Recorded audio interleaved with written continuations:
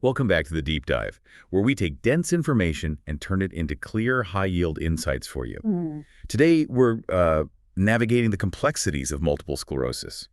We're drawing everything we discuss straight from a comprehensive set of revision notes you've provided. Exactly. Our goal here is to really cut through all the detail and pull out the absolute essentials, give you that crystal clear understanding of MS. Right, whether you're revising or just looking to get properly informed about this condition, think of this as us sort of dissecting the material together, making sure you grasp the core concepts, the links, and maybe some surprising facts hidden in these notes. We'll cover the whole spectrum from, what MS actually is through its potential causes, how it tends to show up. How it's diagnosed, managed. Right, and even what the outlook might be.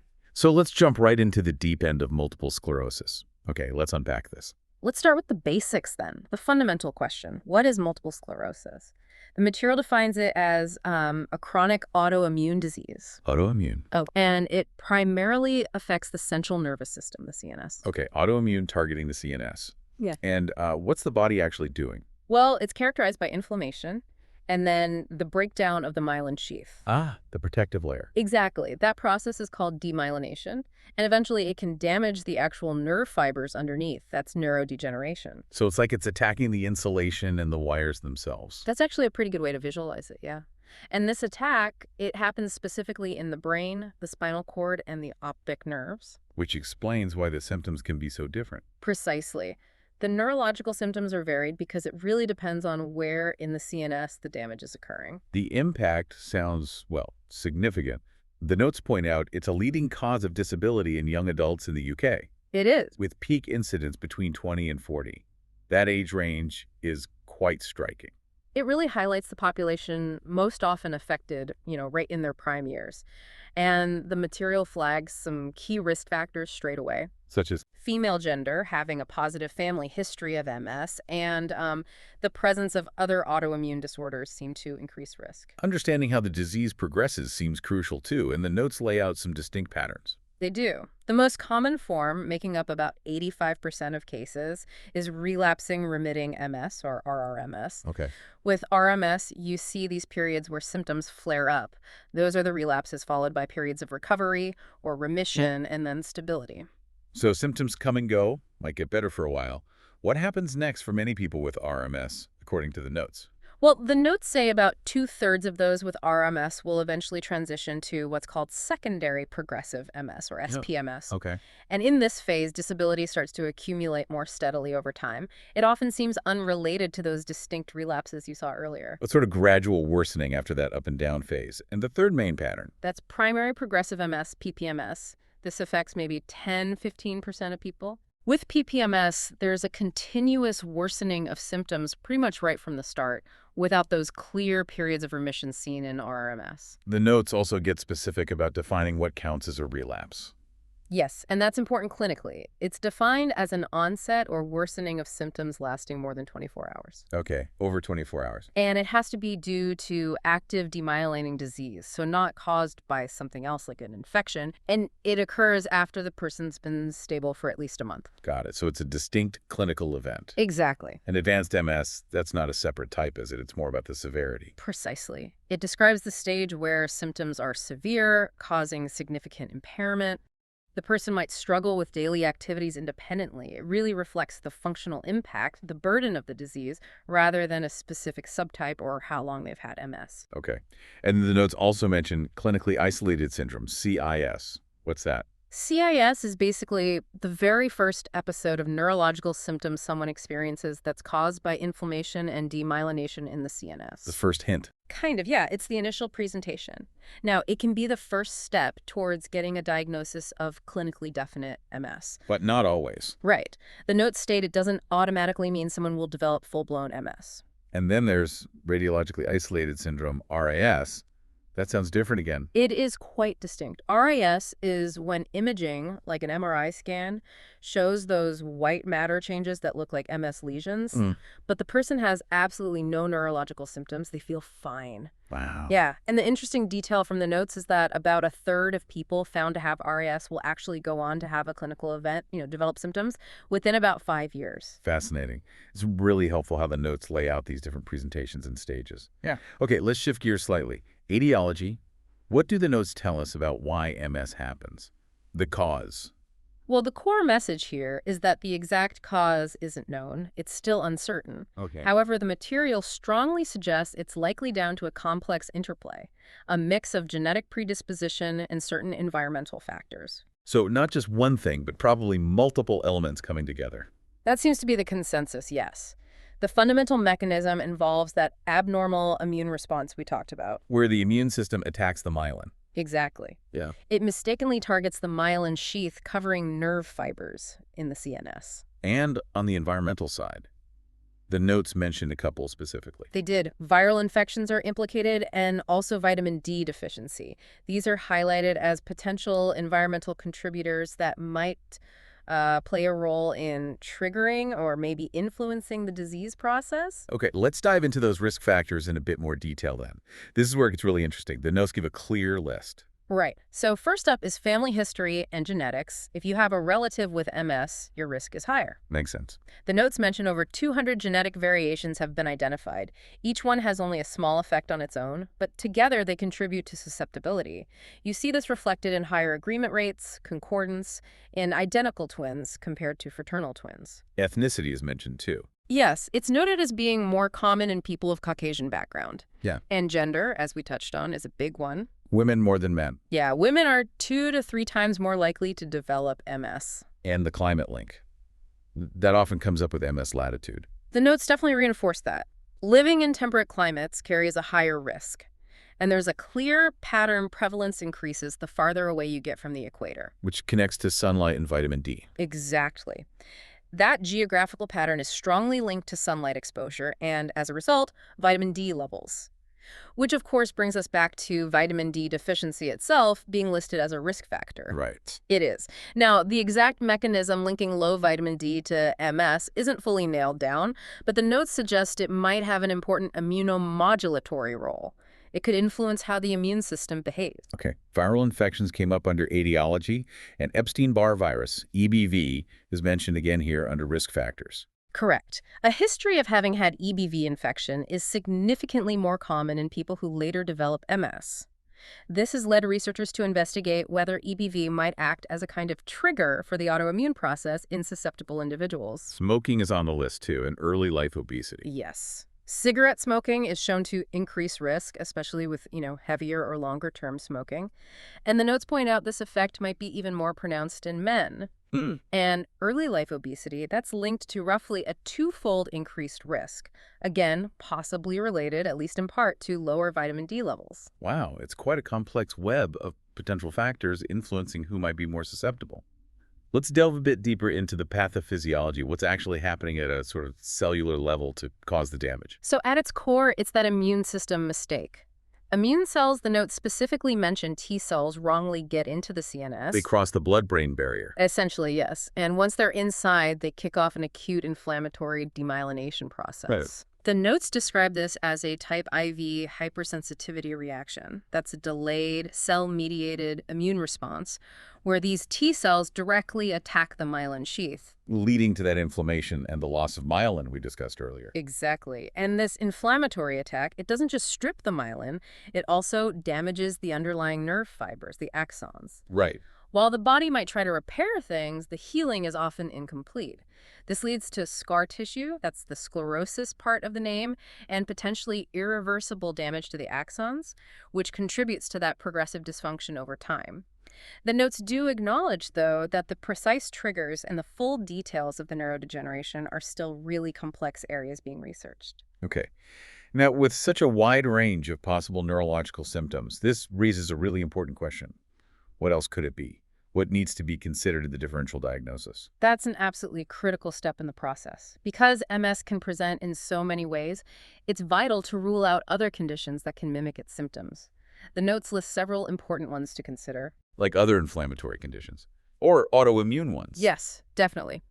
Neuromyelitis optica is a key differential, also systemic lupus erythematosus, or SLE, especially certain cerebral variants, which can look very similar to MS on brain scans. Okay. What else? Other possibilities include infections like Lyme disease, and also various vitamin deficiencies can cause neurological symptoms. Are there others that might present in a similar way? Uh-huh. Hereditary spastic paraplegia could resemble familial forms of MS. Sarcoidosis is another one on the list. And the notes also make a point of highlighting specific considerations, especially when evaluating patients of African or Asian descent. Why is that? Well, in those populations, conditions like AIDS-related neurological syndromes or tropical spastic paraplegia or even neuromyelitis optica might be more common alternatives to consider than in, say, Caucasian populations. So the big takeaway here is that a really thorough investigation is needed to exclude all these other possibilities before a suspected MS case gets referred on. Absolutely. You need to be confident it's genuinely a neurological issue, and likely a demyelinating one, before jumping to an MS diagnosis. Ruling things out is key. Okay, let's zoom out again and look at the numbers of the epidemiology. How common is MS? What do the notes say about the UK, for instance? Right. The notes estimate there are around 130,000 cases in the UK. That gives a prevalence of about 190 cases per 100,000 people. And it varies geographically. It does. They point out a higher prevalence in the northern parts of the UK, which fits with that latitude pattern we talked about earlier, more common further from the equator. And incidence, that's the number of new cases each year. How does that compare? Incidence in England is estimated at around 8 to 11 new cases per 100,000 people annually. The peak age for new diagnoses is typically between 30 and 49. But interestingly, the highest overall prevalence, the total number of people living with MS at any one time, is actually seen a bit later, in the 60 to 69 age group. And the gender difference we mentioned earlier holds up in these stats. Definitely. The prevalence in females is more than double that in males, consistent finding. How does the UK compare globally? Well, looking globally, the rates are highest in North America, around 140 per 100,000, and Europe, about 108 per 100,000. At lowest? Notably lowest in regions closer to the equator. Sub-Saharan Africa and East Asia have rates around 2.1 to 2.2 per 100,000. This global picture really strongly reinforces that link to environmental factors like latitude and sunlight exposure. Those numbers really paint a clear picture. Okay, let's talk about clinical features. How does MS actually show up? What kind of signs and symptoms do people experience? The range is incredibly broad. That's a key point, because the disease can affect pretty much any part of the CNS. Right. The notes list common symptoms like fatigue, often a really significant disabling fatigue, muscle weakness, problems with coordination and balance, sensory disturbances. Like numbness or tingling? Exactly. Numbness, tingling, pins, and needles. Also, visual impairments are very common. Bladder and bowel dysfunction, cognitive difficulties like problems with memory or processing speed, and emotional changes like depression or mood swings. It really sounds like it can impact almost any neurological function. It absolutely can. And the notes reiterate that the specific constellation of symptoms and how they behave over time depends heavily on which parts of the CNS are affected by lesions, and also on the underlying disease pattern, whether it's RRMS, PPMS, or SPMS. So the underlying pathology, that demyelination and inflammation, directly causes these diverse presentations. Precisely. How does the diagnosis process usually start and get confirmed? It typically begins when someone presents with those recurring neurological deficits we've been talking about, symptoms that come and go or gradually worsen. The location of the lesion dictates the specific symptoms they experience at that time. And it's not just one test. Definitely not. Diagnosis is a combination of things. A careful clinical evaluation, taking a detailed medical history, performing a thorough neurological examination, neuroimaging, especially MRI, and sometimes other laboratory tests. The notes mentioned specific diagnostic criteria being used. Yes, the 2017 revised McDonald criteria are the standard. They're designed to help clinicians establish if there's objective evidence of damage occurring at different times. Dissemination in time. Exactly. And in different locations within the CNS. Dissemination in space. Right, which is really characteristic of MS. These criteria also incorporate how to consider things like clinically isolated syndrome in the diagnostic pathway. For someone trying to revise this, are there any specific common symptoms highlighted in the notes that are particularly important to remember? key presentations? Yes, the notes do highlight several classic ones. Vision problems are very common. Optic neuritis, for example, that's loss or reduction of vision in one eye, often accompanied by pain when moving the eye. Okay, optic neuritis. Double vision, or diplopia, is another frequent one. Then there are sensory symptoms. Ascending sensory disturbance, where numbness or tingling starts in the feet and moves up. Lermit's sign. The electric shock feeling. Yeah, that electric shock sensation down the spine, sometimes into the limbs when you bend your neck forward. Also, unpleasant sensations like tightness, burning, tingling, and general numbness or paresthesia, the notes even mention this, can occur in the perineum or genitalia. Right. What about motor symptoms or coordination issues? Ascending weakness is noted, similar to the sensory pattern sometimes. Progressive problems with balance and gait, general unsteadiness. Hearing loss can occur, though less common. Cognitive and psychological issues like depression and difficulties with thinking are important too. Taste and smell disturbances are also listed. And transverse myelitis. That sounds like a distinct acute thing. It is. It's an acute inflammatory attack on the spinal cord, causing weakness, sensory loss below a certain level, and often loss of bladder or bowel control. More generally, autonomic symptoms are common across MS, leading to those bladder, bowel, and sexual function problems. And there's a crucial piece of advice in the notes before referring someone you suspect might have MS. Absolutely. It stresses the importance, first, of confirming the symptoms are genuinely neurological in origin, and second, crucially, ruling out those alternative diagnoses we discussed earlier. Especially if the symptoms are a bit vague, maybe just fatigue or depression or dizziness or odd sensory feelings, without clear focal neurological signs on examination. Don't jump to MS too quickly. Very important point. Okay, so once MS is suspected based on the clinical picture and history, what specific investigations are typically done to help confirm the diagnosis? Right, so beyond that thorough clinical assessment, the key investigations are really aimed at finding objective evidence of the disease process. The diagnostic criteria often require demonstrating, as we said, evidence of damage spread out in time and space.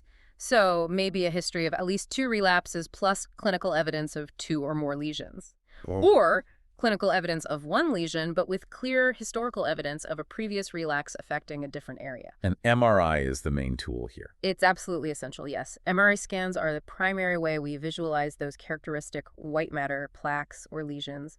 They show up particularly well in specific locations within the brain and spinal cord that are typical for MS.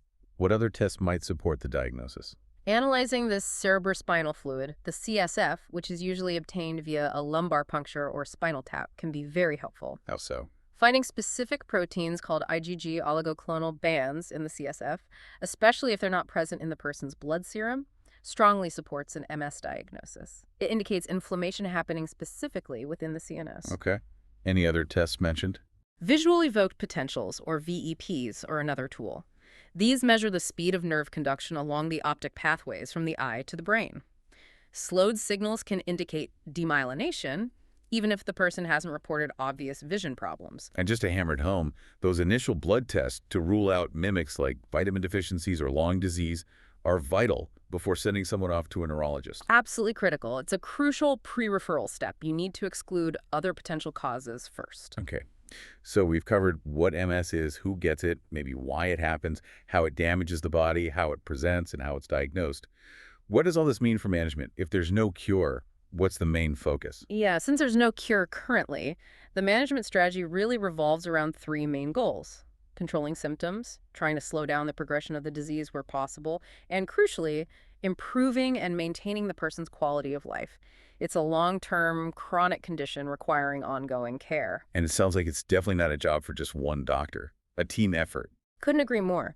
The notes strongly emphasize the absolute necessity of a multidisciplinary team, an MDT. Who's typically involved? This includes neurologists, of course, but also physiotherapists, occupational therapists, speech and language therapists, clinical psychologists or neuropsychologists, specialist MS nurses, and potentially others like social workers or continence advisors, all working collaboratively. What kind of overarching support structures are mentioned in the notes for patients? What should be in place? Key components highlighted include things like having a regular, comprehensive annual review by MS experts, providing clear, accessible written information to patients and their families, actively addressing modifiable lifestyle risks like supporting exercise and helping with smoking cessation. Empowering the patient. Yes, promoting patient autonomy and self-management is crucial. Also, providing support for family members and caregivers, ensuring clear communication between all the professionals involved, and helping patients understand their legal rights and access any benefits they might be entitled to. Okay, let's move to pharmacological management. The medications. What are the main types used? Broadly, there are two categories. First, you have the disease-modifying therapies, or DMTs. VMTs. These are designed specifically to target the underlying disease process, aiming to reduce the frequency and severity of relapses, particularly in relapsing forms of MS, and potentially slow down the accumulation of disability over time. Can you give some examples from the notes? What kind of drugs are we talking about? Sure. Examples mentioned include injectable drugs like beta interferons and glatiramer acetate. There are also oral medications like teriflunomide and dimethyl fumarate.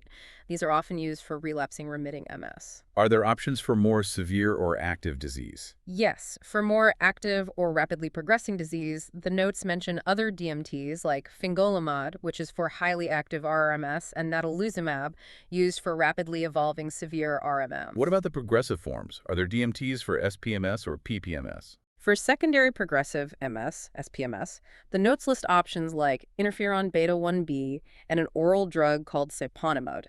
However, it's pointed out that there are currently limited effective DMTs specifically licensed for primary progressive MS, PPMS, and no specific options are mentioned for the rarer progressive relapsing MS type. Okay, so DMTs target the disease itself, Yeah. but then there's managing the actual symptoms day to day. Absolutely. Symptomatic treatment is a huge and essential part of MS management, dealing with the effects of the damage. Like fatigue. Yes, for fatigue, medications like amantadine or modafinil might be trialed.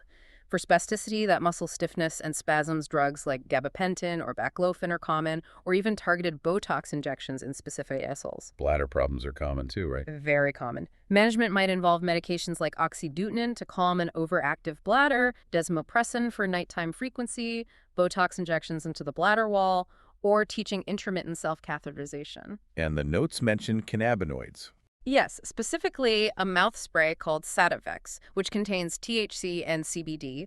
It's licensed in the UK for treating moderate to severe spasticity in MS when other treatments haven't worked well enough. It can sometimes help with pain, too. Okay.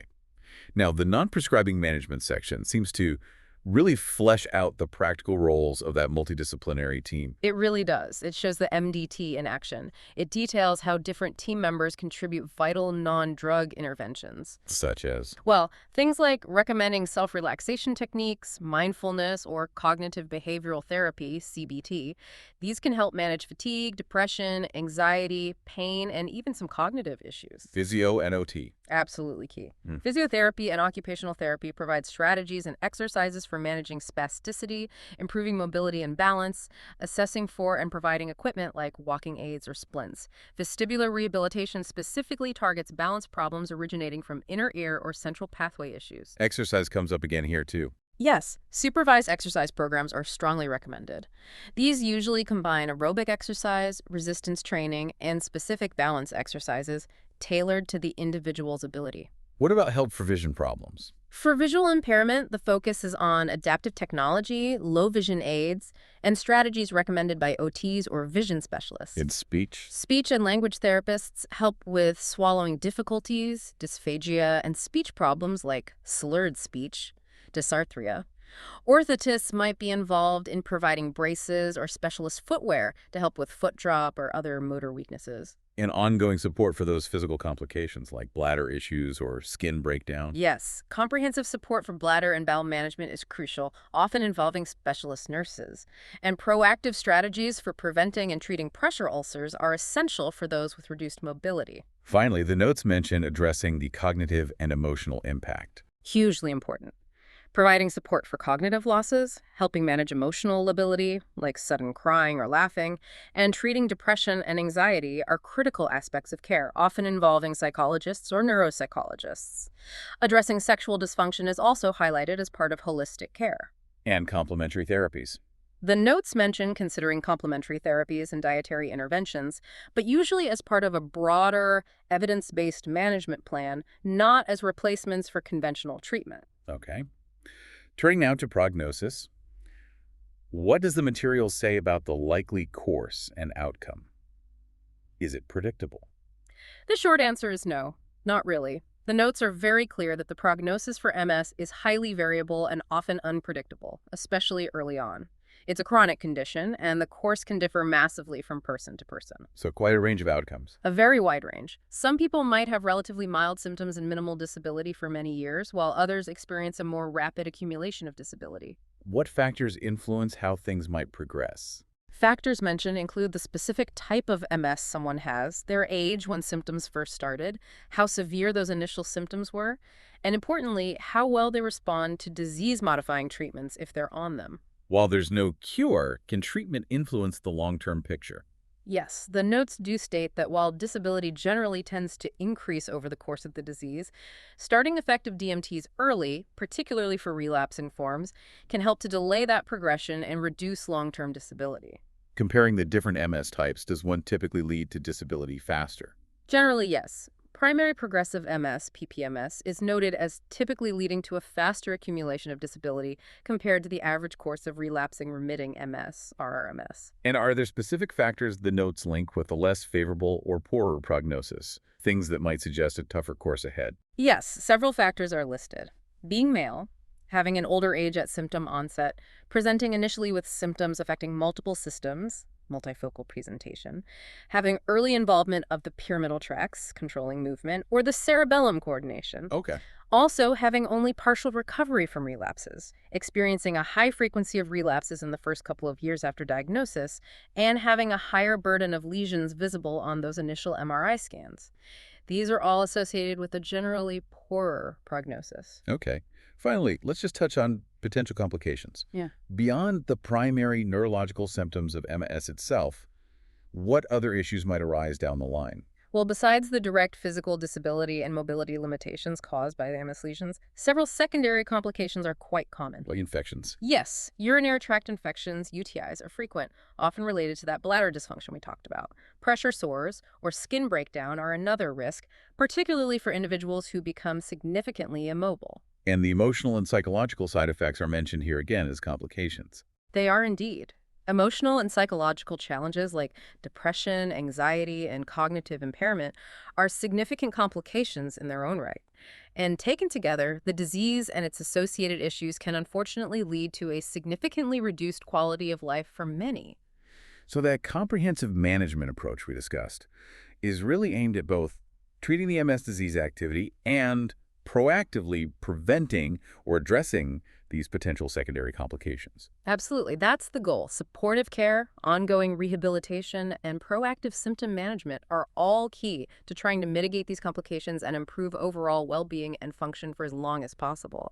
You know, reflecting on everything we've just discussed, the complexity of MS, from its still uncertain origins and really varied manifestations, through to the challenges in diagnosis and managing such a wide spectrum of potential issues, what really stands out to you as perhaps the single biggest hurdle in providing truly comprehensive, individualized care for each person living with this condition? That's a really insightful question. For me, I think. It has to be the sheer unpredictability and the level of personalization that's required. Every single person's MS journey seems so incredibly different. Untangling those initial, sometimes vague symptoms, making sure it is MS and not a mimic, and then building this tailored, multifaceted management plan that has to constantly adapt over potentially decades. Yeah, it feels like a huge ongoing challenge. It definitely gives you pause for thought, doesn't it? Right. And that brings us pretty much to the end of our deep dive into multiple sclerosis, guided entirely by the revision notes you provided. Yeah, we've walked through defining what MS is, explored its potential causes and those numerous risk factors, trying to understand how it impacts the nervous system. Recognized its diverse clinical presentations, looked at the steps involved in diagnosis and investigation. Right. The comprehensive approach to management, both drugs and therapies, understanding the varied prognosis and being aware of those potential complications. Hopefully this breakdown gives you a much clearer picture. We certainly hope this structured walkthrough helps solidify your understanding and serves as a solid foundation, whether it's for your revision or just for becoming more informed about MS. Definitely. Remembering those key connections and details, how one thing links to another, that really helps consolidate the information. Now, if you are currently preparing for exams, maybe something like the MSRA, you might find additional helpful resources over at passthemsra.com. That's passthemsra.com. And for free practice questions and other study materials to, test your knowledge, be sure to check out freemsra.com. freemsra.com. Okay, until our next deep dive, keep learning.